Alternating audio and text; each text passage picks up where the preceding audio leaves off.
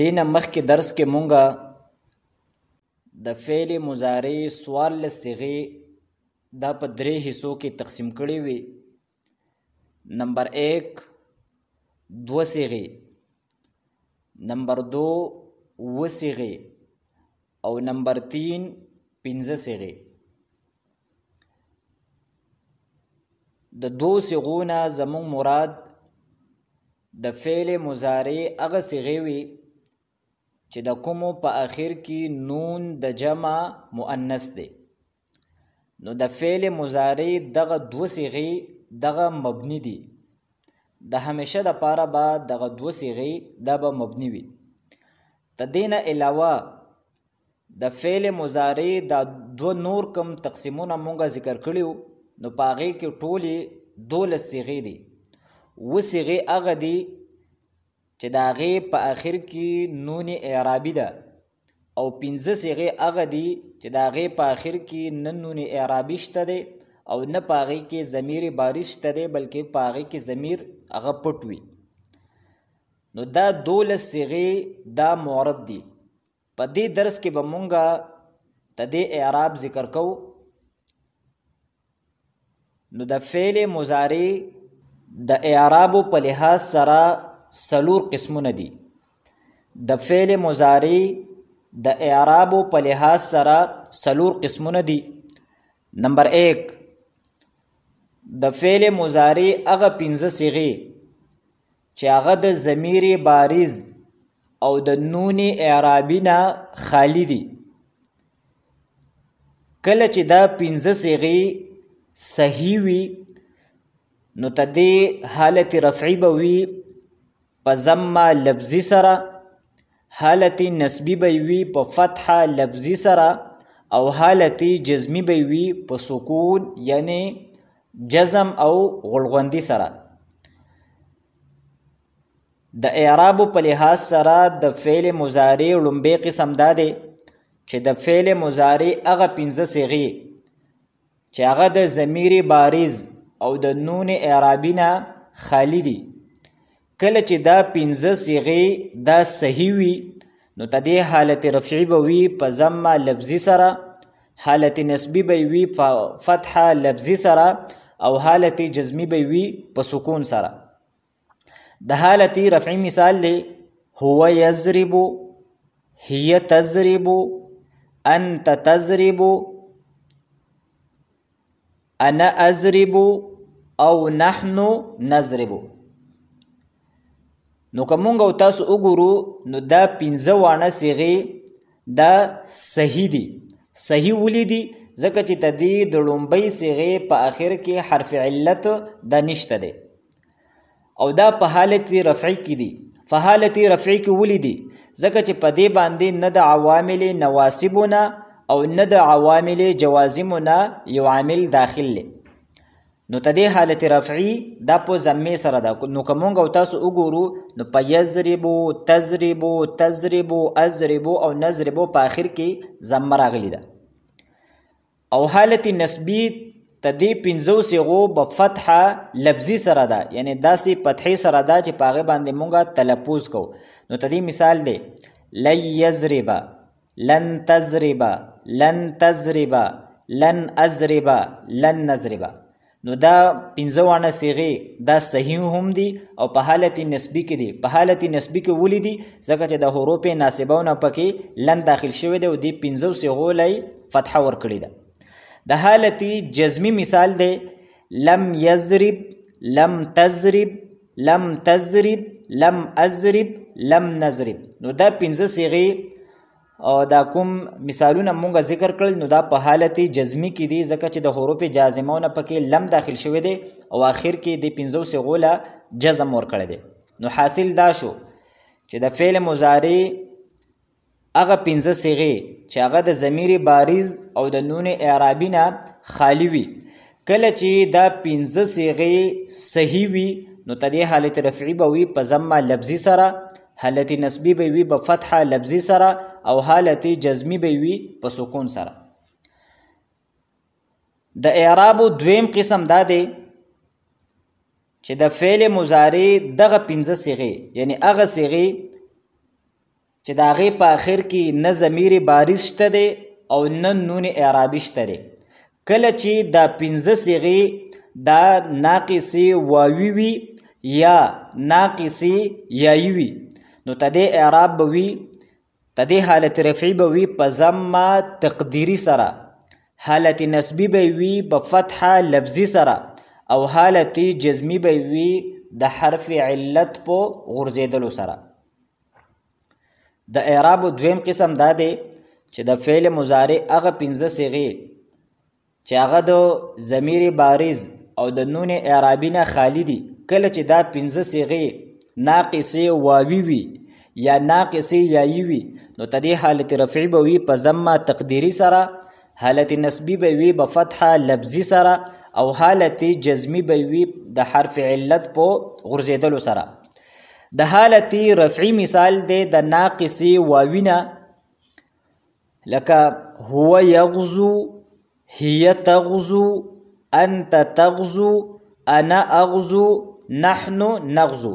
نو دا 5 هغه صیغې دي چې د دې په اخر کې نه نون اعرابي شته دی او نه پکې ضمیر بارز شته دی، او دا ناقصې واوي دي ځکه چې د دې په اخر کې حرف علت راغلی دی او هغه حرف علت وو دی، او دا په حالت رفعي کې دي ځکه چې نه پکې کې د عوامل نواسبو نه یو عامل داخل دی او نه پکې د عوامل جوازمو نه یو عامل داخل دی. نو که مونږ او تاسو وګورو نو تدې ضمه دا تقدیري ده، مونږ ته په لفظونو کې په نظر باندې نه راځي، په اصل کې موجود و لیکن هغه ضمه بیا حذف شوې ده.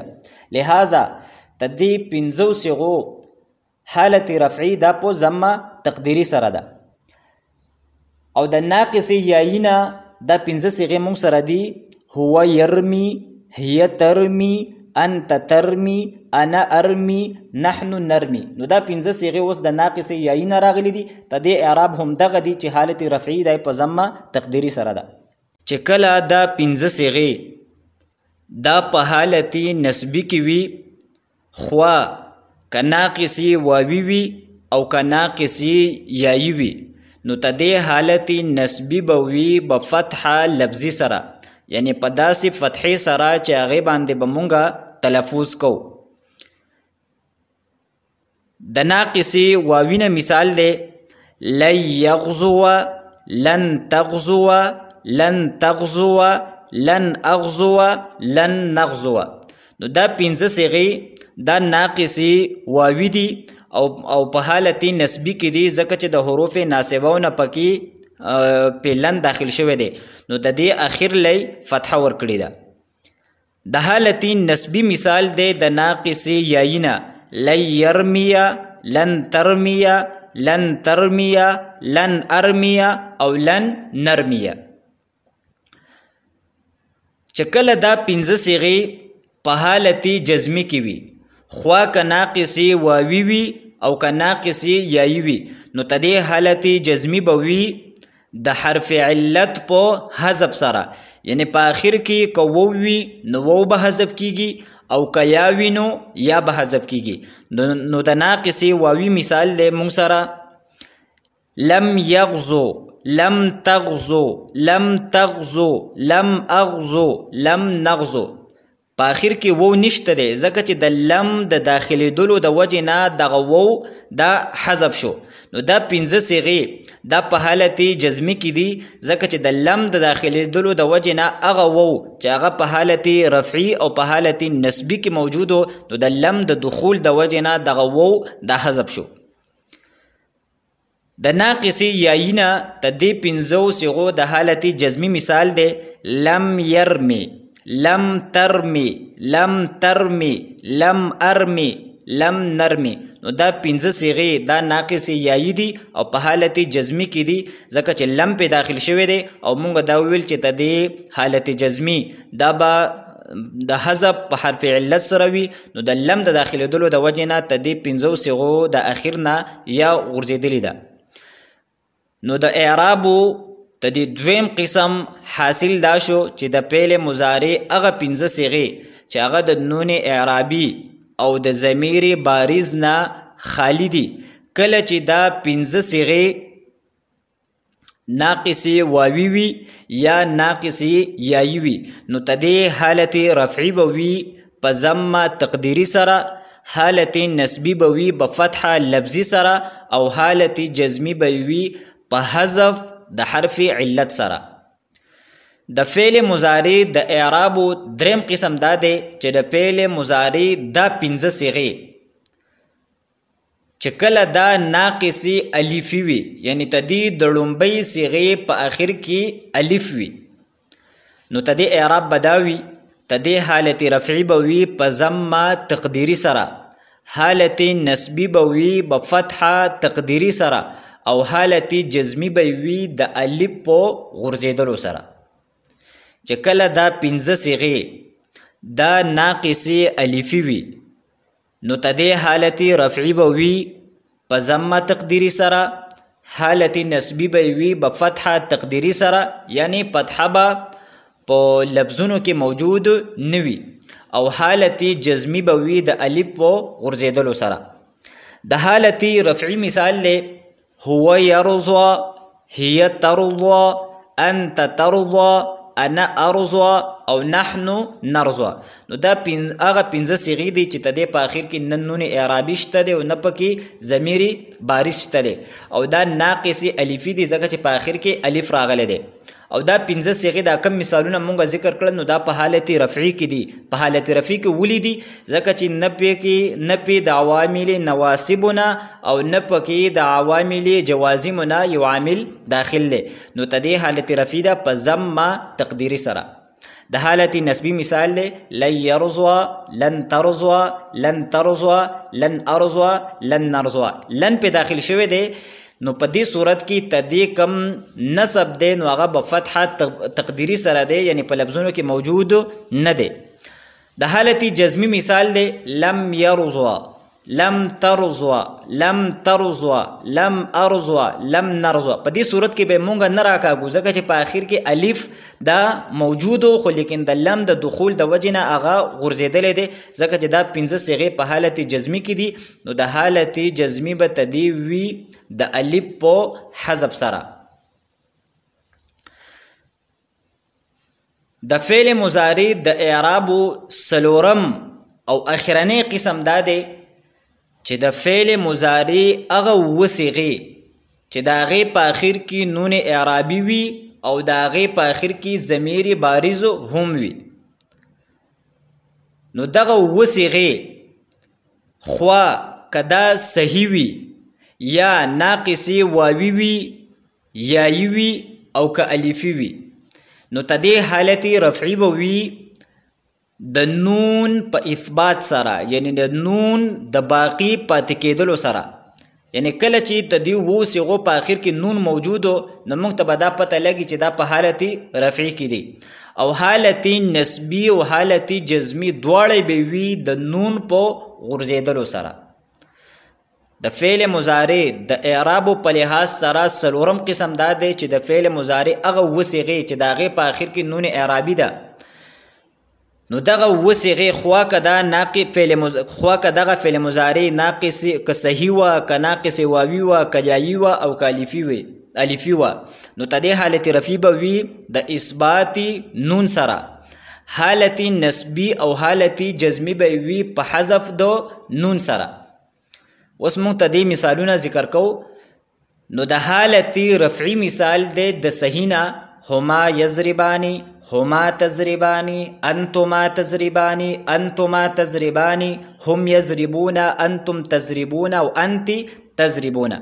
نو دا مونږه دغه اووه صيغې ذکر کړي او دا صحیح دي، یعنی تدې په آخر کې حرف علت نشته دی، او دا په حالت رفعی کې دي ځکه چې نه پرې د عوامل نواسبونه او نه پرې د عوامل جوازمونه یو عامل داخل دی. نو که مونږ او تاسو وګورو نو تدې حالت رفعی دی د نون په اثبات سره، یعنی دغه نون اعرابي په آخر کې موجود ده.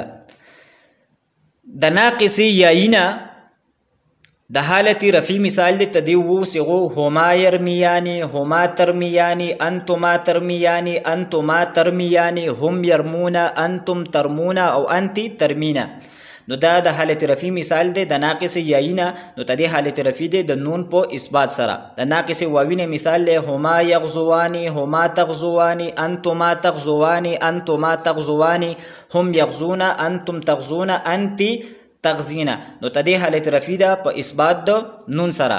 او دغسې د ناقص الفینه د اوه صیغې دي هما یرزویانی هما ترزویانی انتما ترزویانی انتما ترزویانی هم یرزون انتم ترزون انت ترزوینا. نو دا اوه صیغې ناقص الفی دي او ته دې حالت رفع ده په اثبات د نون سره دي. نو د حالت رفع حاصل دا شو چې د فعل مضارع دغه اوه صیغې د کومو په آخر کې چې نون اعرابي دی خوا که دا صحیح وي که ناقص وي خوا که وابي وي او که یایي وي او که الفي وي نو ته دې حالت رفع به وي په اثبات د نون سره. او مونږ دا وویل چې ته دې اوو صیغو خوا که دا په هر حالت کې وي نو ته دې حالت نسبي به وي په حذف د نون اعرابي سره. نو د صحیح نه ته دې اوو صیغو مثال دی لن یضربا لن تضربا لن تضربا لن تضربا لن یضربو لن تضربو او لن تضربو. نو که مونږ او تاسو وګورو نو د لن د دخول د وجې نه ته دې د اخر نه نون حذف شوی دی او په عوامل نواسبو کې په دې باندې لن داخل شوی دی. د ناقص یایی نه ته دې اوو صیغو مثال دی لن یرمیا لن ترمیا لن ترمیا لن ترمیا لن یرمو لن ترمو لن ترمی. نو د لن د دخول د وجې نه نون حذف شوی دی او دا د ناقص یایی مثالونه مونږ ذکر کړل. د ناقص واوی نه ته دې اوو صیغو مثال دی لن یغزو لن تغزو لن تغزو لن تغزو لن یغزو لن تغزو او لن تغزی. نو د لن د دخول د وجې نه نون حذف شوی دی. د ناقص الفی مثال دی لن یرزویا لن ترزویا لن ترزویا لن ترزویا لن یرزو لن ترزو لن ترزوا لن ترزوی. نو د لن د داخلېدلو د وجې نه د اخر نه نون حذف شوی دی. نو د حالت نسبي حاصل دا شو چې د فعل مضارع دا اوه صیغې چې د دې په اخر کې نون اعرابي وي نو د لن د دخول د وجې نه به د دې د اخر نه نون اعرابي دا غورځېږي خوا که دا اوه صیغې که صحیح وي او که ناقص وي. حالت جزمی هم د حالت نسبی بشانته ده. یعنی کله چې په دې اوو صیغو باندې د حروف جوازمو نه یو حرف داخل شي نو ته دې اوو صیغو د اخر نه به نون اعرابي دا غورځېږي خوا که دا اوه صیغې صحیح وي او که ناقص وي او بیا که په ناقص کې هر یو قسم وي. نو د صحیح مثال دی لم یضربا لم تضربا لم تضربا لم تضربا لم یضربو لم تضربو او لم تضربي. نو د لم د دخول د وجې نه د اخر نه نون اعرابي غورځېدلې ده. د ناقص یایی مثال دی لم یرمیا لم ترمیا لم ترمیا لم ترمیا لم یرمو لم ترمو لم ترمی. نو د لم د وجې نه نون حذف شوی دی. د ناقص واوی مثال دی لم یغزو لم تغزو لم تغزو لم تغزو لم یغزو لم تغزو او لم تغزی. د لم د دخول د وجې نه نون حذف شوی دی. د ناقص الفی مثال دی لم یرزویا لم ترزویا لم ترزویا لم ترزویا لم یرزو لم ترزو لم ترزوی. نو د لم د دخول د وجې نه نون حذف شوی دی او دا د ناقص الفی مثالونه شول. نو د اعراب په لحاظ سره د فعل مضارع د څلورم قسم حاصل دا شو چې د فعل مضارع هغه اوه صیغې چې د هغې په آخر کې نون اعرابي وي نو دغه اوه صیغې خوا که دا صحیح وي او که ناقص وي. بیا که د ناقص په قسمونو کې هر یو قسم وي که واوي وي او که یایي وي او که الفي وي نو ته دغې حالت رفع به په اثبات د نون اعرابي سره وي او حالت نسبي او حالت جزمي په حذف د نون اعرابي سره وي او د هغې مثالونه مونږ په تفصیل سره ذکر کړل. نو زمونږ د ننني درس حاصل دا شو چې د فعل مضارع پوره گردان مونږ په درې حصو باندې تقسیم کړی دوه صیغې پنځه صیغې او اوه صیغې. نو دغه دوه صیغې دغه خو مبني دي جمع مؤنث غایب او جمع مؤنث حاضر. د دې نه علاوه د فعل مضارع د نور دوه کم قسمونه دي او په دې کې ټولې 12 صیغې دي. نو دغه 12 صیغې معرب دي. نو بیا د دغه کومه فعل مضارع معرب چې دا نو ته د اعراب په لحاظ سره څلور قسمونه وو. لومبی قسم داو چې د فعل مضارع هغه 15 صیغې چې د هغې په آخر کې نون اعرابي هم نشته او نون جمع مؤنث هم نشته او نه د هغې په آخر کې ضمیر بارز شته دی بلکې په دغه کې ضمیر پټ وي. نو چې کله دا 15 صیغې دا صحیح وي نو ته د اعراب به وي رفع به وي په ضمه لفظي سره، حالت نسبی به وي په فتحه لفظي سره او حالت جزمي به وي په سکون سره. د اعراب دویم قسم دا چې د فعل مضارع دغه 15 صيغې چې کله دا ناقص واوي وي یا ناقص یايي وي نو ته د اعراب به وي رفع به وي په ضمه تقديري سره، نصب به وي په فتحه لفظي سره او حالت جزمي به وي د حرف علت په غورځیدلو سره. دریم قسم داو د فعل مضارع دغه 15 صيغې چې کله دا ناقص الفي وي نو ته د حالت رفعي به وي په ضمه تقديري سره، حالت نسبي به وي په فتحه تقديري سره او حالت جزمي به وي د الف په غورځیدلو سره. او څلورم قسم داو چې د فعل مضارع هغه و صيغې چې د هغې په اخر کې نون اعرابي ده نو خوا که دغه و صيغې صحیح وي او خوا که ناقص وي بیا که د ناقص په قسمونو کې هر یو قسم وي نو ته د حالت رفعي به وي په اثبات د نون اعرابي سره او حالت نسبي او حالت جزمي به وي په حذف د نون اعرابي سره. تر دې ځای پورې زمونږ کوم دریم بابو یعنی د معرب د هغې تفصیل او د هغې وضاحت هغه سر ته ورسید. ان شاء الله تعالی د آینده درس نه به مونږه څلورم باب او هغه مونږه ذکر کړی چې هغه کې به مونږه د مبني تفصیلات وایو هغه شروع کوو. واخر دعوانا ان الحمد لله رب العالمين.